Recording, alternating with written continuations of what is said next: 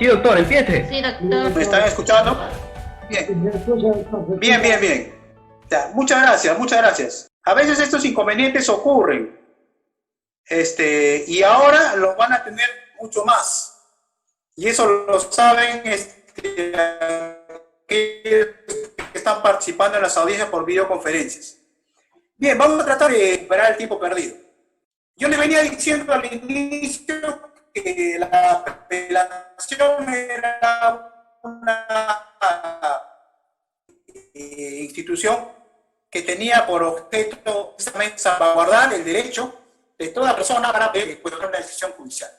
Y tenía sus bases los tratados internacionales procesales. Esas son las bases legales de la impugnación. Pero además de ello, los códigos han establecido una serie de formalidades que tienen que ver con el trámite de estas impugnaciones. En primer lugar, la persona que impugna tiene que tener legitimidad, observar el plazo de ley, precisar los puntos sobre los cuales va a impugnar una decisión y fundamentar cuáles son las buenas razones por las cuales espera que esta decisión se reemplace, se cambie o se anule si es que su pretensión finalmente es la de nulidad. Además de esto, hay un tema que debe observarse, el interés de las partes. El Ministerio Público solo puede apelar la sentencia absolutoria y la reparación civil cuando se trate de que el agraviado no se haya constituido formalmente al proceso. El actor civil impugna la cuestión civil del proceso y el imputado obviamente va a impugnar la sentencia que le desfavorece. En igual sentido, el tercero civil. Ahora, ¿qué facultades tiene el órgano de revisión? En primer lugar, decíamos de que como hay una impugnación, solo se puede conceder lo que se ha pedido, es decir, tantum appellatum quantum devolutum. Lo que pides te doy, si es que amparo yo tu pedido. Se resuelve, o sea, lo que es objeto de la impugnación. No se resuelve otra cosa en la apelación de autos o de sentencias. También se consagra, y eso es un tema en el cual los abogados quizás tenemos bastante desazón, el principio de convalidación. Generalmente cuando interponemos una impugnación, cuestionamos de repente algún medio probatorio, algún elemento de convicción, y pretendemos que se ampare nuestro pedido, argumentando que este elemento no tiene utilidad o ha sido obtenido con fines al margen de la ley. Y resulta que finalmente el órgano revisor convalida un acto o un elemento o inclusive la inobservancia de alguna pequeña formalidad en la decisión judicial. Pero no debemos perder de vista que la convalidación es uno de los principios que guían el trámite de revisión de resoluciones judiciales. Es decir, el órgano superior tiene la posibilidad de convalidar cierta actividad procesal. Y finalmente tenemos, como un principio también de la impugnación, la denominada reformatio impeius. ¿Qué quiere decir esto? Que la impugnación no puede ser reformada en perjuicio de quien la formuló. Por eso es que la condena del absuelto, sobre el cual se ha hablado bastante, inclusive hay una casación, es altamente cuestionada. No se puede reformar en peor una sentencia. Con estos principios básicos que hemos señalado muy brevemente, vamos a analizar el tema del juicio de apelación. En primer lugar, existe la discusión de si es o no un juicio. La respuesta es sí, por la sencilla razón de que en el juicio, tal y conforme está estructurado en el Código Procesal Penal, se pueden adaptar pruebas, debatir, lecturar documentos Por lo tanto, es evidente que ante un debate estamos ante un juicio.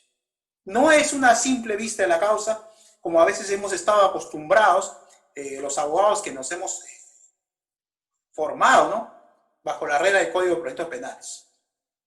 Es un juicio, evidentemente, la apelación. Salvo el tema de los autos, que más se asemeja, eso sí, a una vista de la causa. La norma procesal dice que en el caso de apelación de autos, esencialmente las partes se ponen en su posición, comenzando por el impugnante, y luego se resuelve la impugnación. Ahora, la apelación evidentemente requiere la presencia de las partes en este estadio. ¿Cuáles son las partes de la apelación? Las partes formales. Siempre he dicho que, y eso es una remembranza, de que en el juicio de apelación generalmente quien tiene la ventaja es el defensor. Y explicamos por qué. Dada la estructura del Ministerio Público, es un fiscal provincial el que asiste al juicio oral y un fiscal superior el que concurre a la apelación de sentencia. Por lo tanto, ya no es la misma persona quien está yendo a la discusión de un tema que viene en impugnación. Y es evidente que si el defensor es el mismo del juicio oral, va a tener muchas más oportunidades de poder salir airoso en la impugnación, porque conoce de los trámites previos, ha formulado la impugnación y evidentemente tiene la posibilidad y mayor conocimiento del caso que el fiscal que asiste a la audiencia de apelación. Pero también se da el supuesto en que el imputado cambia de abogado defensor. Ya se presenta otro abogado a la audiencia de apelación. Y esto generalmente, y lo conocen los defensores públicos sobre todo, cuando se tratan de sentencias condenatorias en que la pena es muy desfavorable al condenado y este en general clama inocencia o considera que la pena es alta. Y allí estamos ante la posibilidad de que se varíe el defensor y requerirá de este un nuevo estudio de los actuados y posiblemente una nueva estrategia procesal. Pero este nuevo defensor evidentemente está atado al principio de impugnación escrita, es decir, a lo que se sostuvo en el recurso de apelación. En este último caso sí, el trámite y el camino para el defensor es mucho más difícil. Luego tenemos las demás partes que podrían ingresar en el juicio de apelación, que es el actor civil, el tercero civil y el agraviado. Se dice mucho que el agraviado no puede ingresar al juicio de apelación porque no es actor civil. Pero no hay que perder de vista que la norma señala que el agraviado tiene interés y derecho a saber de las incidencias del proceso y conocer las decisiones finales. Por eso es que generalmente se admite su intervención en muchos casos en el juicio de apelación. Antes de ingresar ya esencialmente a lo que estamos tratando, la experiencia generalmente a uno le hace entender o conocer ciertas cosas. Y voy a compartir con ustedes algunos detalles que quizás le van a ser de utilidad en esta etapa del juicio. Vamos a olvidarnos por un instante de nuestra camiseta de representante del Ministerio Público. Vamos a decir qué cosa observamos y qué creemos que puede ser de utilidad para la defensa, especialmente en esta etapa tan crucial del proceso, puesto que ya se está decidiendo en segunda instancia, y quizás la última, la suerte de nuestro defendido. Estos detalles, por ejemplo, tienen que ver con una situación muy puntual. El juicio de apelación no es una estación donde se vuelvan a actuar pruebas,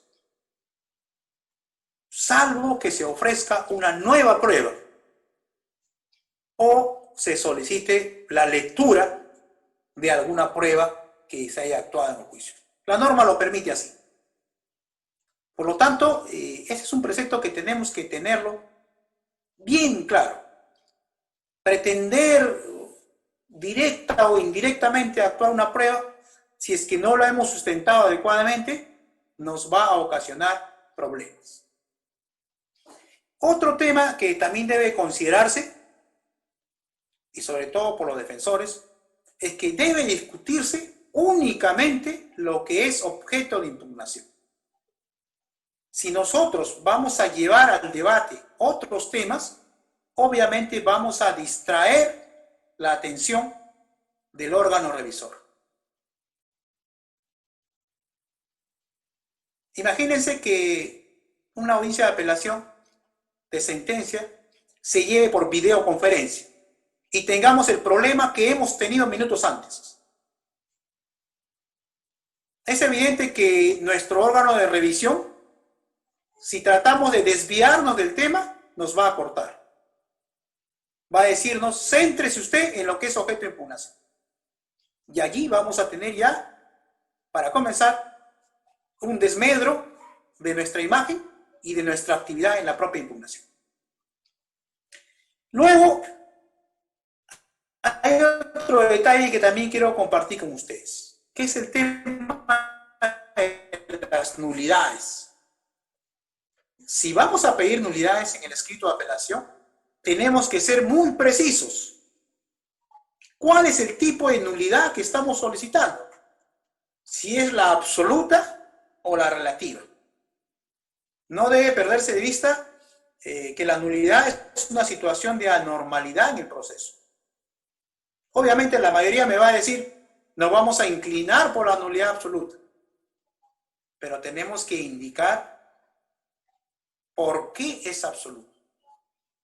Y si estamos cuestionando una decisión judicial, tendremos que decir si se trata de un tema de argumentación o fundamentación, cuál es el defecto en que ha incurrido la resolución que cuestionamos en lo relacionado a la motivación.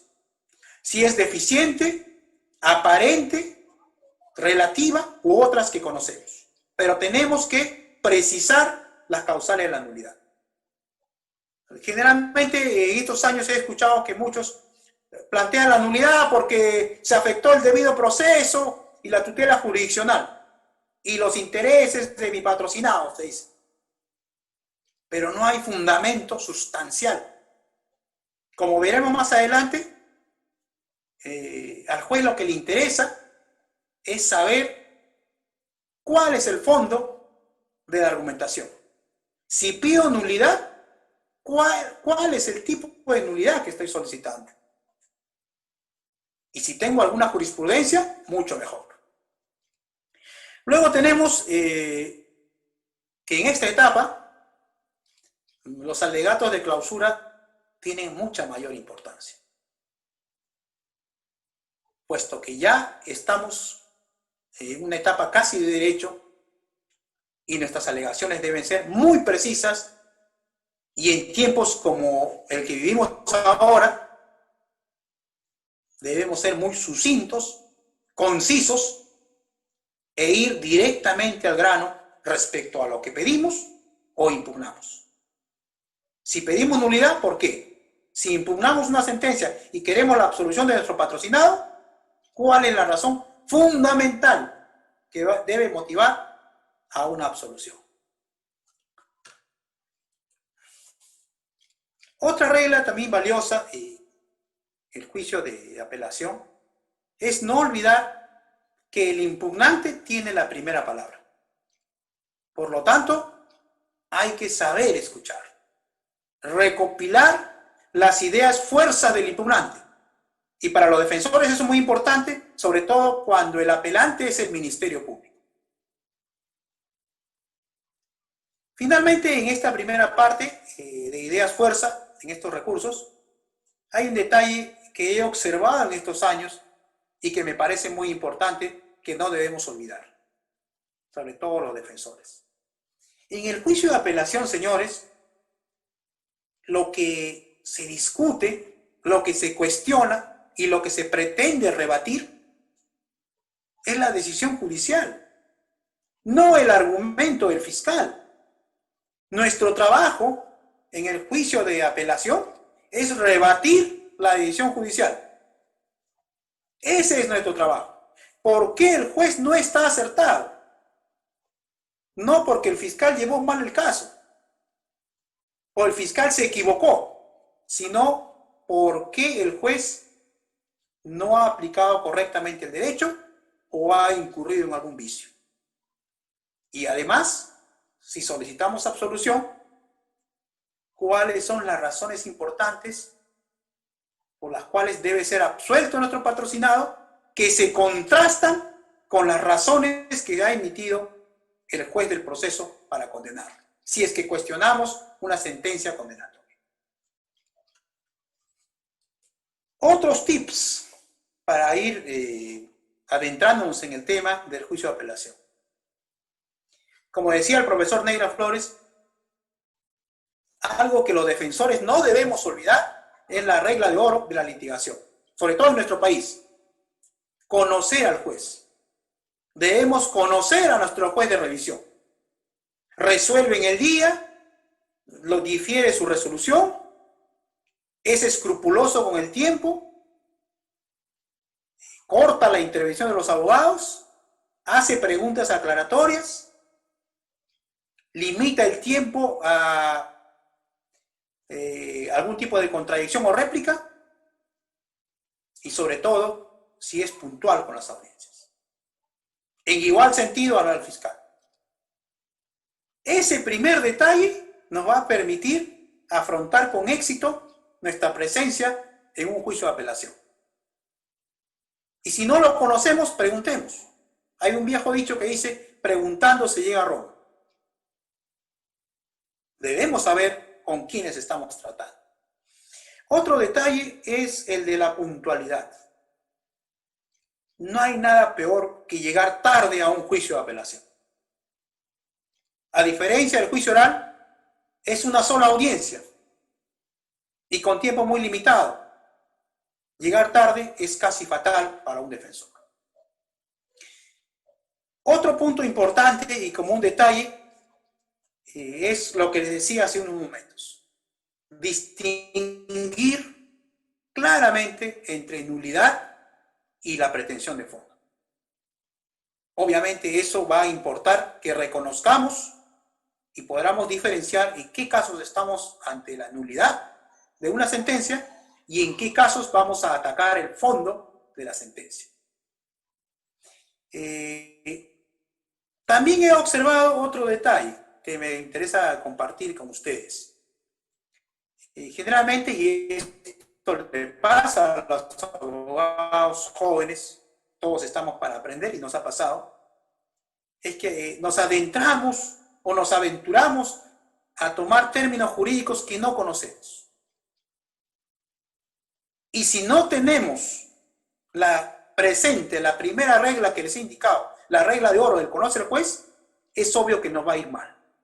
Porque el fiscal nos va a replicar y decir que el término que hemos utilizado es erróneo, o el juez nos va a hacer una pregunta de derecho. Y allí sí no la vamos a pasar bien. Muchos dirán que este es un detalle banal. No es así. Para los jueces estos detalles son muy importantes. Quien le habla, por ejemplo, ha sido juez de juicio varios años. Y los jueces saben en qué casos están ante un abogado que conoce a fondo el tema y en qué casos se encuentra ante un abogado que en muchos casos ha tomado la defensa a última hora. Por eso es que a veces se producen estos casos de la indefensión del imputado y lo advierten los jueces. Entonces, si no conocemos un término a profundidad, vayamos a lo más práctico y sencillo, a lo que queremos y buscamos de juicio de apelación, sin dar muchas vueltas en el ámbito jurídico. Es un detalle que yo recomiendo particularmente a todos. Después tenemos el tema de la actividad propia en el juicio de apelación del defensor. A veces, por tratarse de un juicio, se reciben declaraciones. Siempre digo yo que si no tenemos nada que preguntar, no digamos nada. Porque quizás una pregunta en un momento inoportuno nos va a ocasionar más problemas y obviamente puede ser perjudicial para nuestros intereses. Asimismo, no tengamos miedo en someter a nuestro patrocinado al interrogatorio. Tampoco tengamos miedo a que se exprese en la última parte del juicio de apelación. Obviamente preparándolo si es que tenemos el tiempo suficiente. Si no es así, hay que dejarlo tranquilo, no arriesgarlo. Otro detalle que también quisiera compartir con ustedes es que cuando se realiza el juicio de apelación hay la posibilidad de leer documentos, porque la norma lo señala claramente. Si es útil para resaltar ideas fuerza que vamos a esgrimir en la parte final del juicio, no tengamos miedo de pedir la lectura de piezas que estimemos necesaria. Documentos, visualización de video, en la medida que el Código Procesal lo permite. Eso es muy importante para poder guiarnos adecuadamente en un juicio de apelación. Otro detalle que quisiera también compartir con ustedes es algo que viene ocurriendo en forma reciente y generalmente con muchos abogados jóvenes, que es el empleo quizás desmesurado de la jurisprudencia. La jurisprudencia está ahí, hay casaciones, plenos y otro tipo de jurisprudencia común. Y sí, es necesario utilizarla, pero dosificándola. El emplear en exceso la jurisprudencia, evidentemente, lo único que va a causar es una especie de tedio en quien va a revisar las decisiones cuestionadas. Por lo tanto, este es un detalle que también hay que considerar al momento de, especialmente, hacer nuestra alegación final. Luego tenemos otro detalle que he observado y que a veces nos ocurre a los abogados. No intentemos enseñarle derecho a los jueces. Se entiende, se sobreentiende, se sabe que el juez conoce el derecho. Y así inclusive lo dicen los títulos preliminares de algunos códigos. Por lo tanto, pretender enseñar al juez derecho no nos va a dar una buena imagen. Seamos puntuales y más precisos en lo que buscamos nosotros en la impugnación. Si es la absolución, tenemos que dar las buenas razones por las cuales nuestro patrocinado debe ser absuelto. Ahí tenemos que trabajar. Después tenemos el tema que ya para cerrar estos tips de la declaración, como ya dije, del patrocinado al final de juicio de apelación. Es importante en algunos casos, sobre todo cuando vayamos a cuestionar la sentencia en el tema de la absolución. Ayuda mucho que la persona que ha sido condenada y cree que esta condena no es arreglada de derecho, en sus propias palabras pueda expresarse respecto al tema que se está discutiendo. Ayuda bastante. Eso quizás crea una buena impresión en los jueces. Claro, muchos dicen, ¿para qué llevamos a nuestro patrocinado a una sentencia de apelación donde él viene condenado? Sí, cabe esa posibilidad, que puede ser analizada evidentemente por el defensor en cada caso. Si es que de nuestro análisis resulta posible, conveniente y necesario presentar a nuestro patrocinado al juicio de apelación y que éste pueda decir su última palabra, yo creo que es acertado. Con estos pequeños tips que han sido producto de la práctica y vista que mi persona ha tenido durante esos años, vamos allá a abordar la parte final de esta exposición en cuanto al tema del propio recurso de apelación que estamos denominando juicio de apelación de sentencias. En primer lugar, como indica la norma, al iniciarse el juicio deben hacerse los alegatos de apertura. Y en esto quiero resaltar, Generalmente se trata en esta primera parte por los defensores, inclusive por los fiscales, de tratar temas que tendrían que verse en el alegato de clausura. El alegato de apertura precisamente es la primera idea básica que lanzamos de lo que esperamos como parte en el juicio. Si yo estoy solicitando la nulidad de la condena, diré como alegato de apertura que solicito la nulidad de la condena por esta y por esta razón. Y esperamos que el órgano revisor ampare esta nulidad precisamente porque esta es insubsanable. Si soy fiscal, evidentemente daré otra argumentación en mi alegato de apertura al retrucar al impugnante. Diré que la decisión está ajustada a derecho, no existe la causa de nulidad que invoca la defensa y por lo tanto, poniéndome del lado de la decisión, solicitaré que se confirme la misma. En sumilla, lo que se quiere es, en esta primera parte, brevedad y precisión.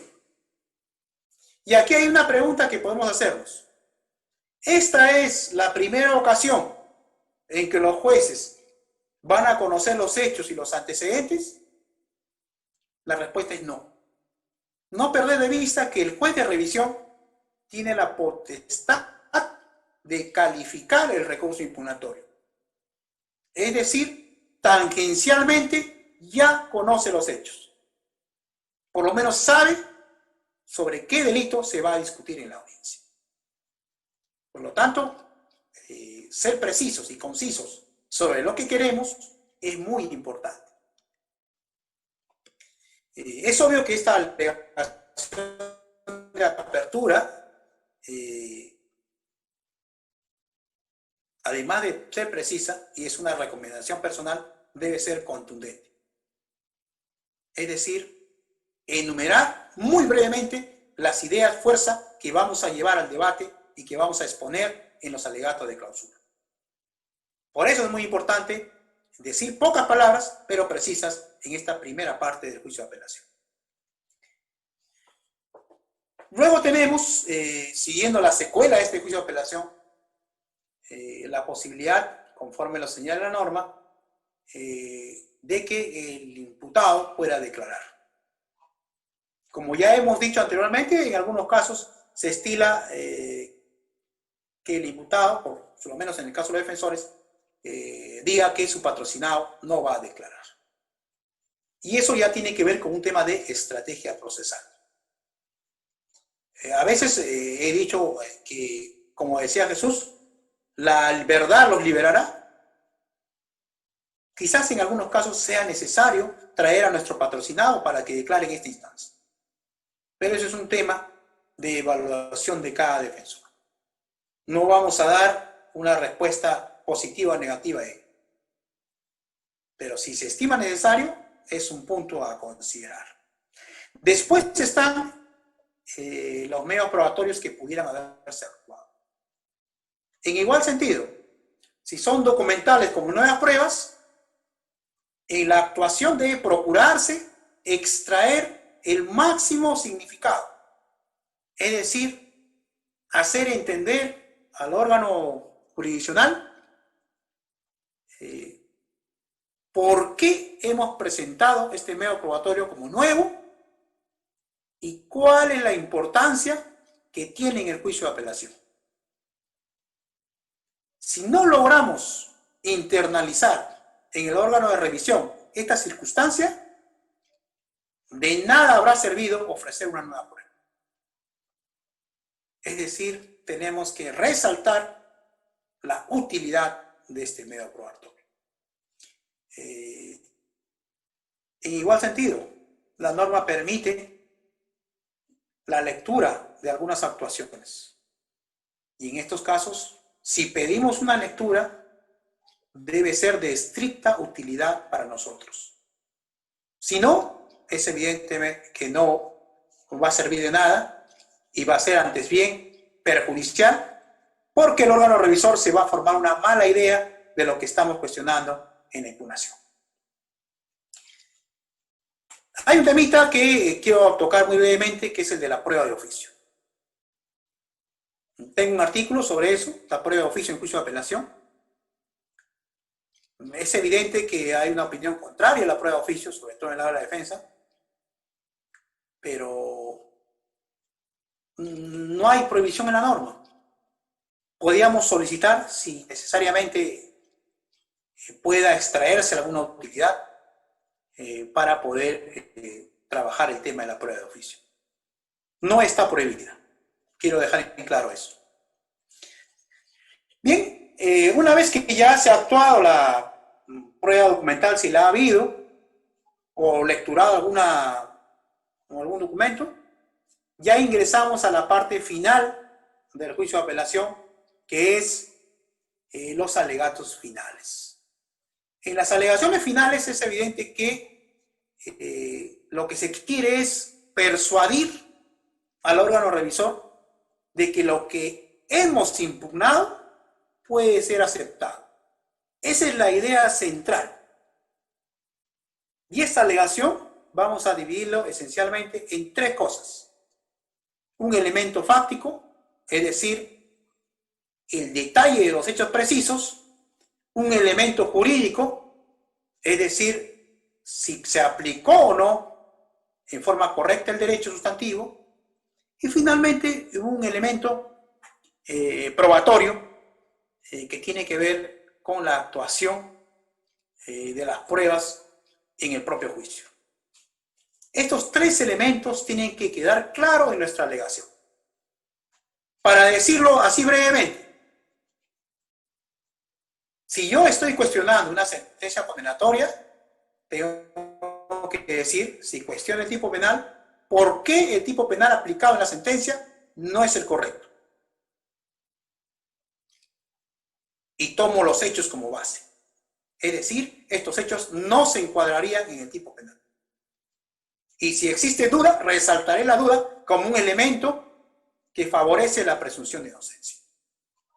Si voy al otro extremo, el tipo penal es el correcto, los hechos están bien planteados, pero no existen los elementos probatorios suficientes, diré muy puntualmente por qué las pruebas A, B, C, D y E, por ejemplo, no tienen la fuerza suficiente de manera unitaria y conjunta para destruir la presunción de inocencia. Esos detalles el defensor no puede olvidarlos, tiene que tenerlos claros. Y eso tiene relación con un logo que todos tenemos que llevar en este tipo de juicios, el denominado mensaje claro al juez. Y esto se sumía en tres cosas. Las 3C. Nuestras alegaciones, sobre todo las de cierre, tienen que ser concretas, completas, es decir, abarcar todo, y claras, para que se pueda entender. Sin estas 3C, es evidente que no vamos a poder tener un mínimo de posibilidades en nuestra participación. Digo así, si nuestra pretensión no es concreta, es más factible de ser rebatida. Si nuestras alegaciones no son completas, es decir, abarca todo lo que queremos decir, va a haber algún vacío que va a ser explotado por la parte contraria. Y si nuestras alegaciones no son claras, solo va a generar confusión. La brevedad y la claridad precisamente es el manjar de los jueces. A los jueces les gustan estos dos pequeños detalles. Tratemos de observar en lo posible, y espero, ya para cerrar esta intervención, que estos pequeños tips que han partido de la experiencia y la observancia de la norma les puedan a ustedes servir en su quehacer cotidiano. Un abrazo muy caluroso a todos aquellos que se han dignado en escucharnos, y no olvidemos pues que en estos tiempos difíciles la actividad del abogado también se tiene que retar. Su participación en actividades como estas virtuales en el proceso ya no va a ser ajena. Es la actividad que nos espera en este siglo. Buenas tardes para todos. Bien, doctores, si tuvieran alguna pregunta que formular, por favor háganla, ¿sí? De forma ordenada.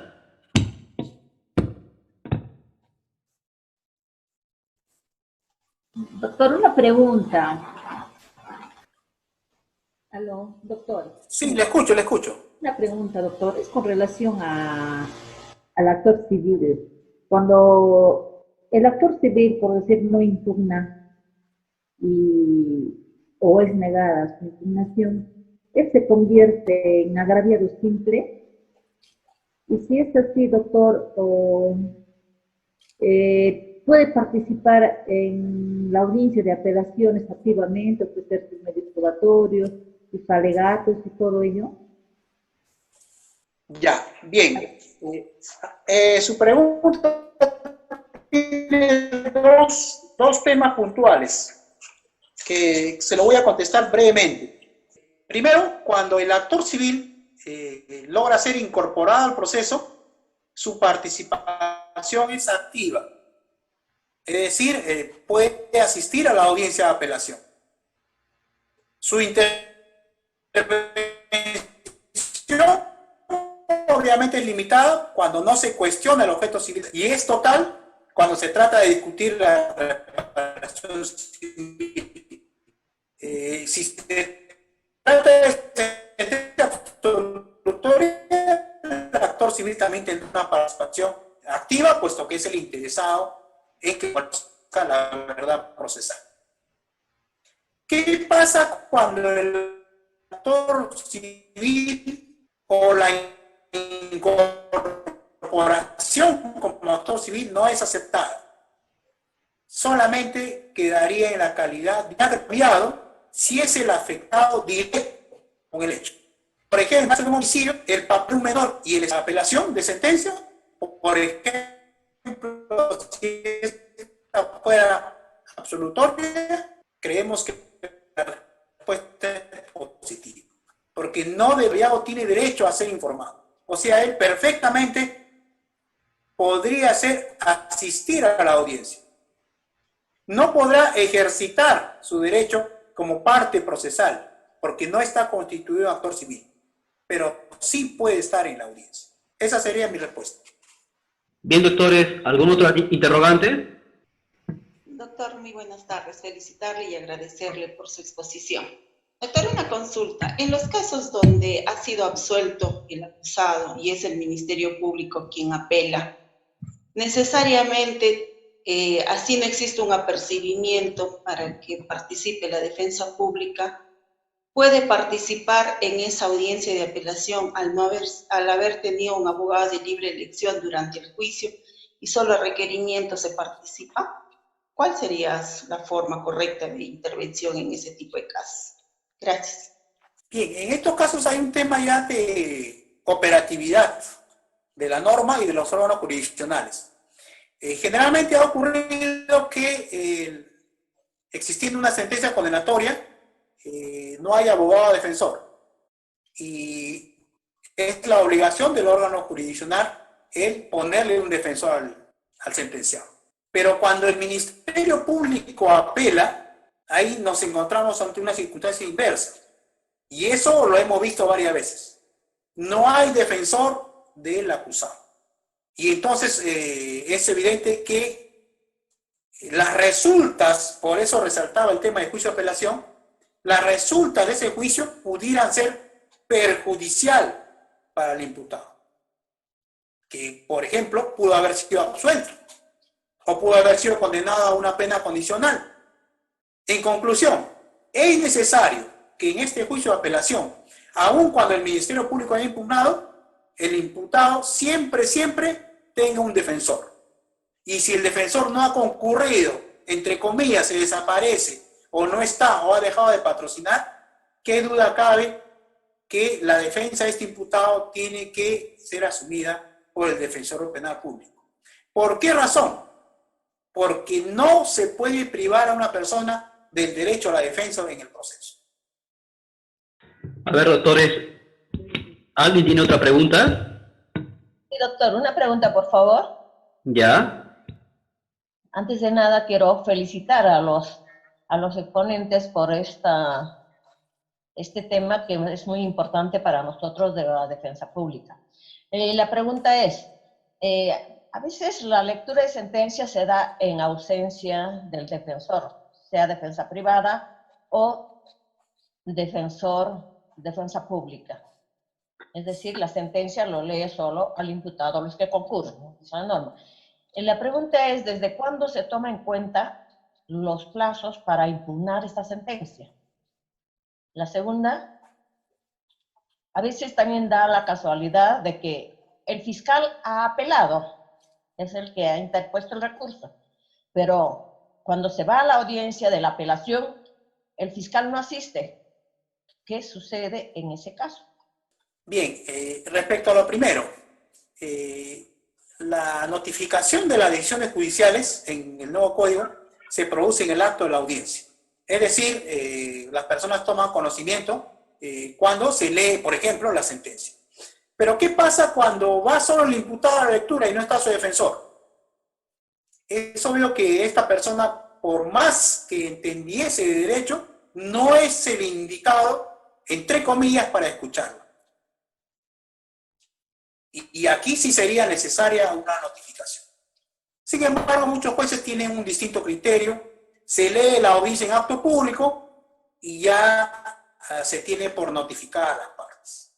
Ya es trabajo del defensor el conseguir el audio y derecho el pedir la copia de la sentencia, porque hay una directiva en el sentido de que deben notificarse las partes con las sentencias después que éstas sean dictadas. Por lo tanto, el plazo comenzaría a correr a partir del día siguiente al cual se produjo la audiencia. En algunos casos se ha estilado y ha sido costumbre que ante algún tipo de inconvenientes el plazo comienza a correr desde la fecha en que se notifica por cédula. Pero la norma dice claramente que la notificación a las partes en el juicio con las sentencias se produce en el acto en que esta es leída. En segundo lugar, en el tema de la apelación de sentencias cuando el fiscal no concurre, es obvio que aquí estamos ante una responsabilidad del fiscal.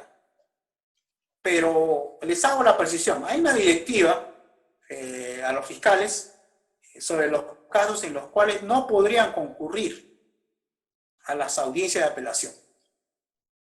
Son en los casos, por ejemplo, en los cuales el fiscal va a desistirse de una apelación. O cuando la impugnación de la sentencia está referida únicamente a la pretensión civil. En esos casos el fiscal no tiene la necesidad de concurrir. Y si hay una apelación de sentencia y el fiscal no concurre y no se dan estos supuestos, o no exista una causal de justificación suficiente, el órgano jurisdiccional tiene las facultades para requerir la presencia del fiscal y, de no ser así, emitir copias para algún tipo de responsabilidad administrativa. Pero en estos casos, que es un tema de operatividad también, cada caso es resuelto de acuerdo a las circunstancias particulares del mismo. Nada más. Bien, doctores, ¿alguna otra pregunta o para haber finalizado Sí. la charla? Doctor, ¿me permite una pregunta, doctor? Maribel Ponce. Felicitarle por su exposición y gracias por los tips, nos va a servir mucho. Mi pregunta es la siguiente. Tengo un caso de apelación de sentencia con el colegiado delito de tentativa de feminicidio, en la que la agraviada es la media hermana de mi patrocinado, ¿no? Es quien le ha denunciado por supuestamente le ha intentado matar con machete. Pero ella, con un abogado privado, durante el desarrollo del juicio oral, ha presentado un escrito adjuntando una declaración jurada en la que indicaba, pues, que esa denuncia lo había hecho con la única finalidad de que nunca se había realizado realmente la tentativa del delito, ¿no?, de feminicidio, que él nunca había tenido la mano del machete, que el machete no se encontraba en su domicilio, solamente lo hizo por venganza, porque su hermano es drogadicto, adicto a las drogas, y que siempre hacía problemas en su casa, ¿no? Y lo hizo con esa finalidad. pero que realmente él no le había atentado contra su vida. En el desarrollo del juicio, pues me corren traslado y con ello he solicitado que se admita como prueba de oficio la declaración de la agraviada. El colegiado admitió esa declaración de la agraviada, la notificaron en su domicilio, sin embargo, la agraviada nunca ha concurrido, por lo que el colegiado ha decidido que se realice mediante videollamada, ¿no? Por WhatsApp. Como es en el penal, ¿no? Ha sido difícil conectarnos y cuando nos conectamos creo que hemos intentado en 3 fechas, en la última fecha ingresó, nos hemos conectado, pero únicamente ella ha logrado decir que era el documento, que ella reconocía ese documento, que lo había realizado voluntariamente ante el notario, que es su firma, pero ya ahí se cortó ya la llamada y ya no dijo más de los otros motivos por los que se desistía de la denuncia. Y el colegiado nunca ha valorado eso en la sentencia. Mi pregunta es que si esa declaración jurada lo puedo oralizar en la apelación de sentencia. Lo que al parecer me ha indicado la doctora es que habría un caso donde la agraviada ha presentado un documento y después, a la hora que la citan, no viene. Eso también es un tema ya de operatividad, ¿no? Evidentemente, si una persona dice algo en un documento, evidentemente la defensa, sea en el propio juicio oral o en los, si son admitidos, está a cargo del órgano jurisdiccional y puede utilizarlos a premio de ley. Es decir, si alguien no quiere venir, se le puede obligar por la fuerza pública que concurra. Por lo tanto, ya lo que me pregunta la defensora es un tema más que todo de operatividad, ¿no? En el sentido de que la defensa podría obtener los medios, primero para que admitan la declaración y segundo para que se pueda lograr su concurrencia al juicio oral, sea de primera instancia o inclusive de apelación si es una nueva prueba. La inconcurrencia, habiéndose algo que puede utilizar la defensa para sustentar inclusive sus alegaciones finales. Nada más. Doctor, mi pregunta es que si yo en la audiencia de apelación, porque ya estamos en apelación, falta que me señalen fecha para la audiencia, ¿puedo oralizar esa declaración jurada? Sí, solo sí, cuando ha sido admitida.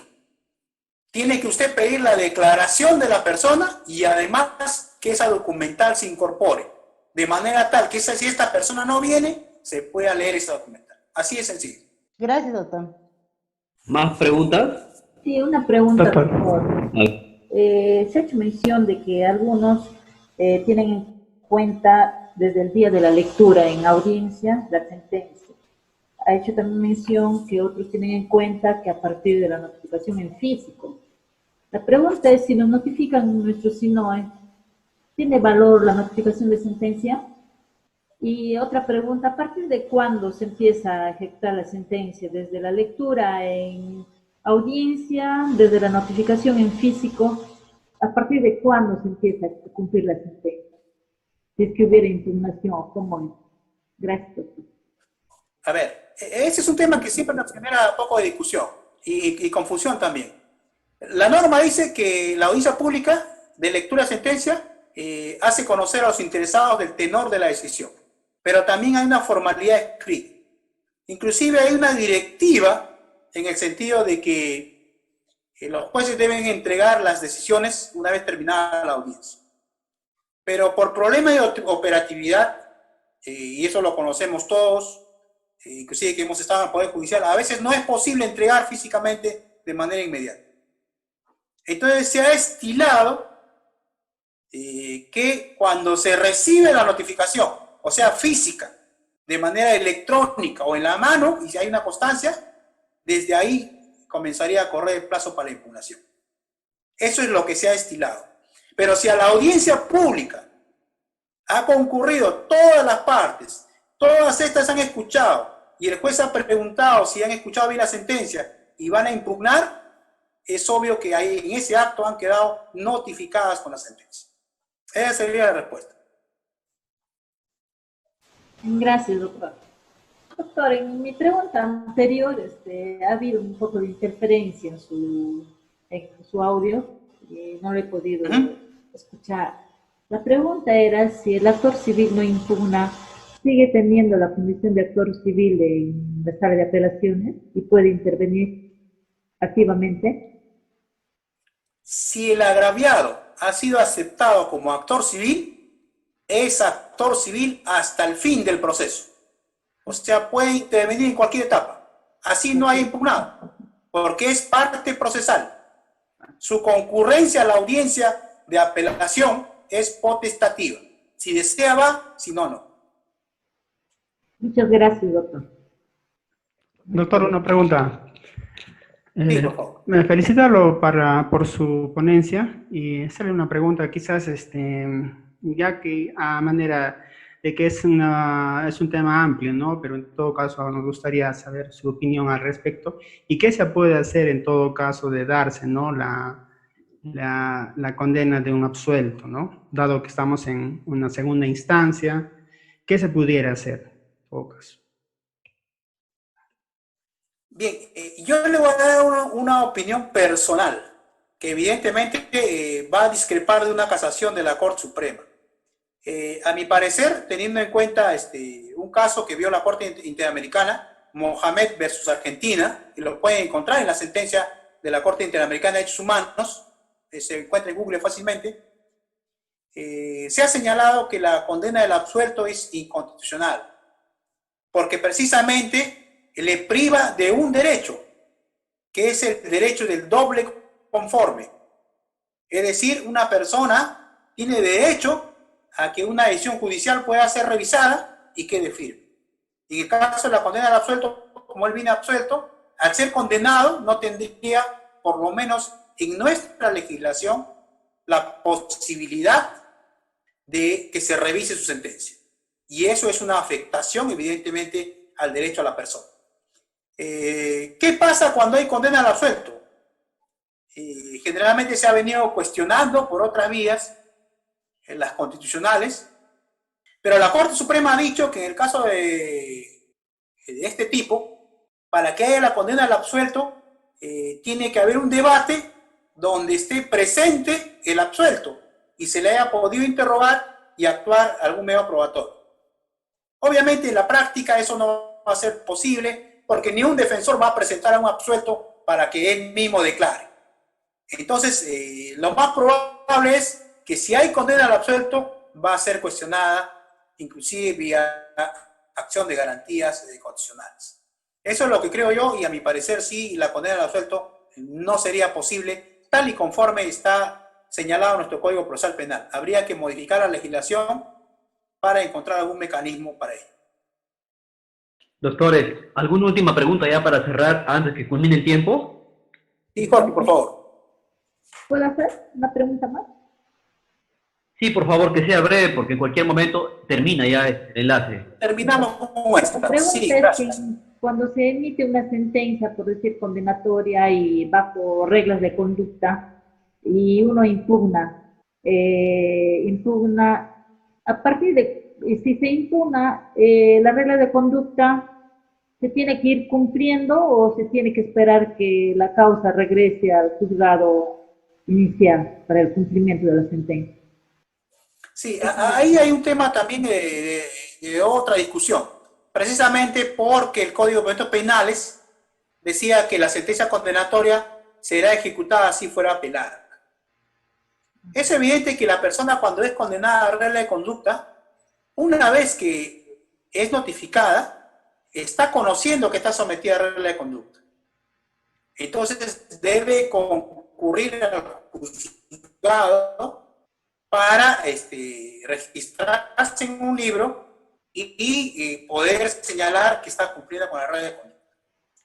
De la experiencia que he tenido, generalmente para la apertura del libro, porque es un libro registro, piden que la sentencia esté firme, administrativamente hablando. Y en todo caso, lo que importa es la voluntad de la persona de cumplir con la regla de conducta. La formalidad, evidentemente, es esa, pero yo entiendo que si la sentencia no ha quedado firme, evidentemente la persona no tendría por qué firmar un libro. Claro, alguien me dirá, bueno, pero O sea, vamos a esperar 2 años hasta que se confirme la sentencia y el señor que ha estado haciendo 2 años firmando. Hay un tema que también está para una aclaración, pero para no incurrir en error, le sugeriría revisar la página del Poder Judicial porque hay una jurisprudencia sobre eso. ¿Desde cuándo queda firme la sentencia condicional? Esa sería mi respuesta. Gracias por su respuesta, doctor. Muchas gracias. Y lo felicito, doctor, por conocimientos. Bien, doctores, veo con agrado que la ponencia ha sido de mucho valor para nosotros. Agradecer al doctor Carlos Machuca Fuentes por su valioso tiempo, por las ideas que nos ha transmitido, que nos va a servir bastante. Ha sido una ponencia excelente, con ideas fuertes para nosotros, y sobre todo la temática que ha utilizado ha sido muy puntual y con ideas fuertes sobre qué hacer y qué no hacer en las audiencias de apelación. Así que por mi parte, doctor Carlos Machuca, a nombre de la Dirección Distrital de Huánuco, no me queda más que agradecerle, esperando que muy pronto podamos contar otra vez con su participación y bueno, saludos hasta Chimbote, y bueno, desde Huánuco esperamos pues que nos volvamos a reencontrar, aunque sea por esta plataforma. Le doy las gracias a nombre de la Dirección Distrital de Huánuco. Hasta luego y doy por finalizado el evento. Gracias a todos y a cuidarse quedándonos en casa. Buenas tardes.